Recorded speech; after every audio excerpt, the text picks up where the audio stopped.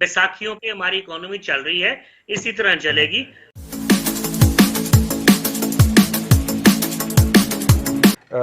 आज हम डिस्कस करेंगे इस सेगमेंट में जो ताज़ा रिपोर्ट जारी की है एशियाई तरक्याती बैंक ने। साबर शाह साहब, उसके मुताबिक इससे पहले फिच ने भी एक रिपोर्ट जारी की थी कि towards the end of current year, calendar year की बात हो रही है, पाकिस्तान के जो फॉरेन रेमिटेंसेस हैं उनके अंदर कमी आ सकती है बिकॉज ऑफ जो ऑयल इकोनॉमी जो है उसमें उसका बुरा हाल हुआ है ना जी इस वक्त। और अब एशियाई तरक्याती बैंक ने इसको कंफर्म कर दिया है सर।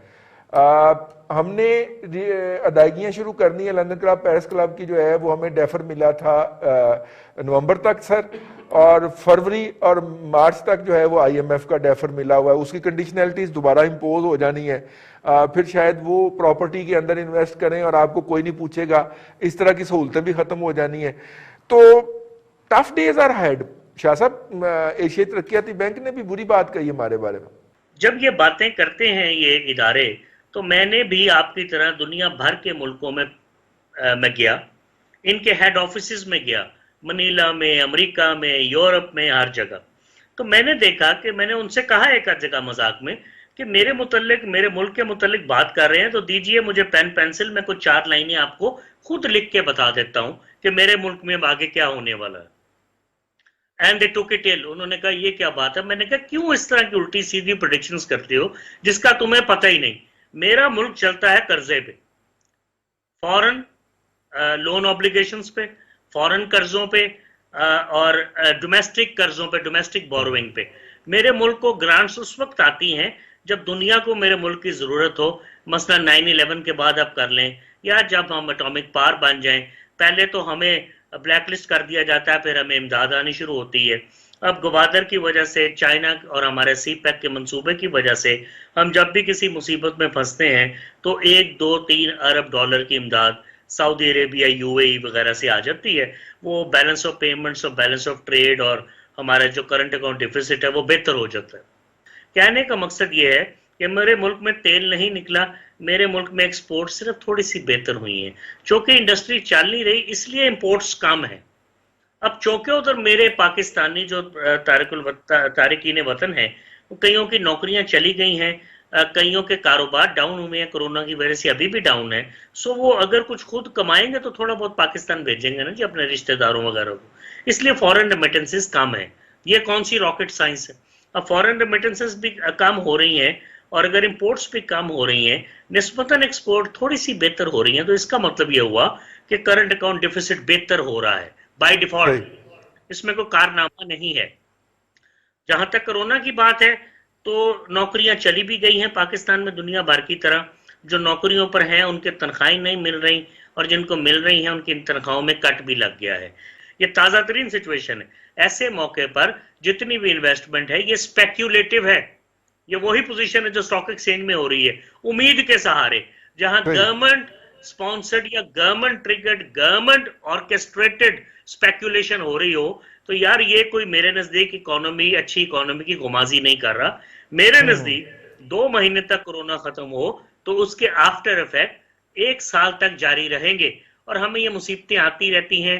अर्थक्वेक आ जाए, जलजला आ जाए, सैलाब आ जाए, 9/11 आ जाए, जैसे मैंने अर्ज किया, दहशत गर्दी की लहर शुरू हो जाए, क्रिकेट मैचेस बंद हो जाए, हमारी एक्सपोर्ट नीचे आ जाए, हम आदी हैं। बैसाखियों पे हमारी इकोनॉमी चल रही है, इसी तरह चलेगी।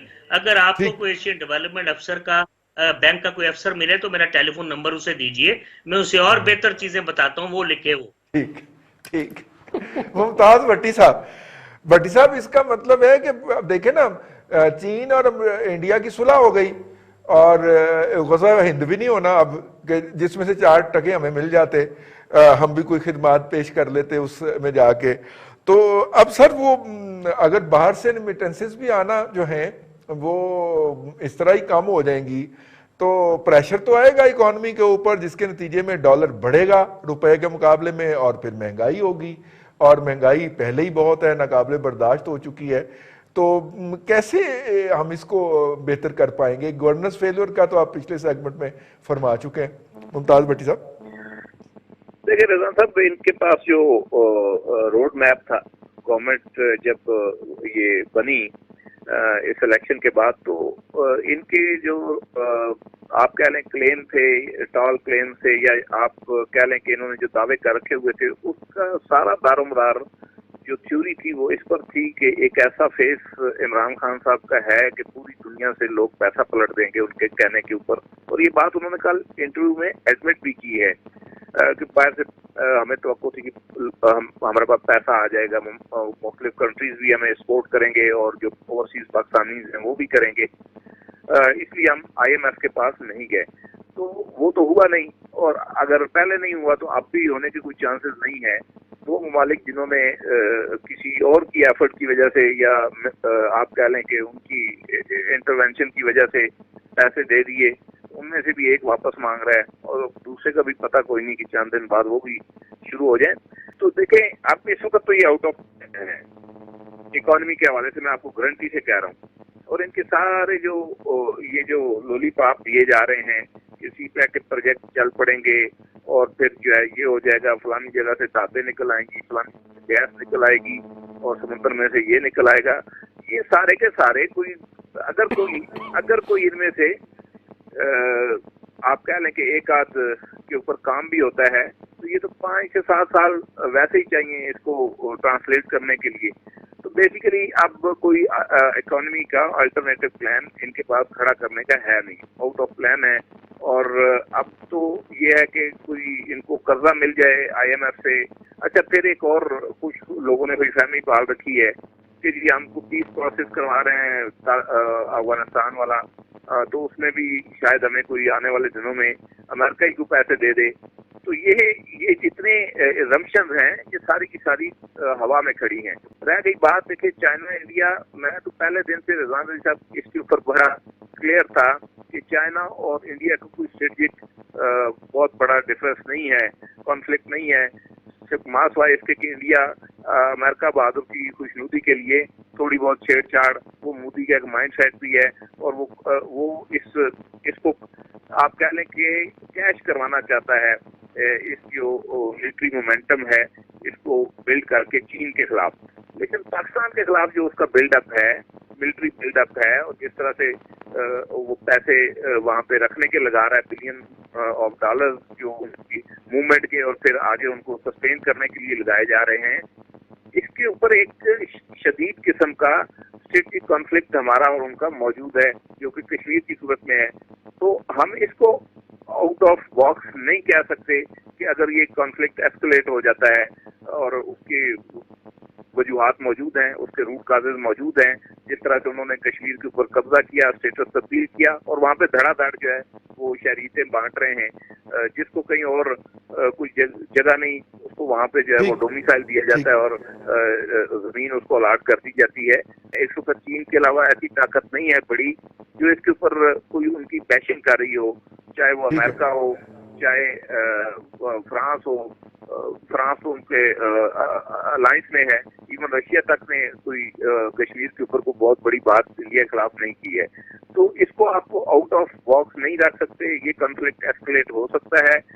फिर दूसरी बात ये कि आप देखें, अगर उनके जितने सिक्योरिटी एनालिस्ट हैं या उनके जो राह के माउथ पीसेस हैं, वो एक चीज बोलते हैं पाकिस्तान के हवाले से, जो मैंने क्वेश्चन भी किया था लास्ट प्रेस कॉन्फ्रेंस में DGIS major general Iftikhar Babar से, कि 3F की बात करते हैं, ट्रिपल स्ट्राइक देंगे यानी अफगान बॉर्डर के ऊपर, और आप देख लें वहाँ पर इंसर्जेंसी जो है वो दोनों तरफ तशद्दुद के वाकयात पड़े हैं।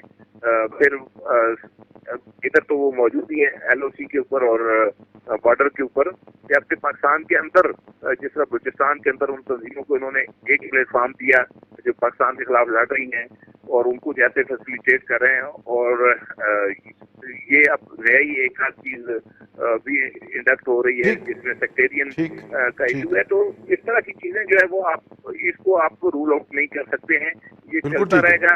इस तरह आपकी इकोनॉमी जो है वो कितनी उठान पकड़ पाएगी, ना इस गवर्नमेंट के पास कोई प्लान है, ना इनके पास कोई ग्राफ है, और ना ही कोई इसके रिवाइवल के चांसेस हैं। सऊदी अरब में और दुबई में पाकिस्तानियों के हालात वो नहीं रहे, क्योंकि सऊदी अरब जिस तरीके से पाकिस्तान के साथ इस वक्त बिहेव कर रहा है, मैं बिहेव कहूँगा, डील नहीं कहूँगा, जिस तरह बिहेव कर रहा है वो रवैया वो नहीं है जो माजी में हुआ। बहुत सारे पाकिस्तानी वापस आने जी को तैयार हैं, आ चुके हैं। आज भी आप अपना बीज बेहतर कर लें, अपनी पैदावार इंडिया के ही लेवल पे ले जाएं, मैं नहीं कहता यूरोप पे जाएं। मौजूदा हुकूमत ने आते ही मैं तो 350 सीड कंपनियों को जिनके ऊपर इतराज था उनको इजाजत दे दी। अल्हम्दुलिल्लाह सारे पीटीआई के स्पॉन्सर नहीं, मैं ये नहीं कह रहा, मैं फिर किस दिन बात इस पे कह रहा प्रोग्राम हूं करेंगे कि पाकिस्तान के अंदर जब तक बीज बेहतर नहीं होगा हमारी वहां हम 40 मन निकालते हैं, वो 70 मन निकालते हैं, ये 30 मन का डिफरेंस है। बिल्कुल, हम इसी को कम से कम पूरा करना शुरू कर दें। जी, गैस निकलने की उम्मीद है।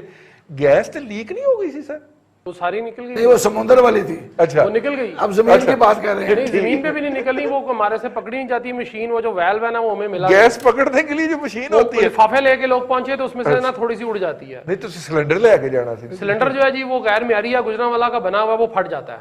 अच्छा, अब आप बात यह है जी कि उम्मीद की बात आपने की। देखें, शाबिर शाह साहब ने कहा जी कि रेमिटेंस कम आई है। रेमिटेंस ज्यादा पता क्यों आई है? उसकी रीजन ये है कि बहुत सारे लोग वहां से पैकअप करके सारा कुछ बेच के यहाँ पे बेच रहे हैं पैसा, वो वापस आ रहे हैं। उनकी वहां नौकरियां खत्म हो रही हैं, उनकी नौकरियां खत्म हो चुकी हैं, कईयों की होने वाली हैं।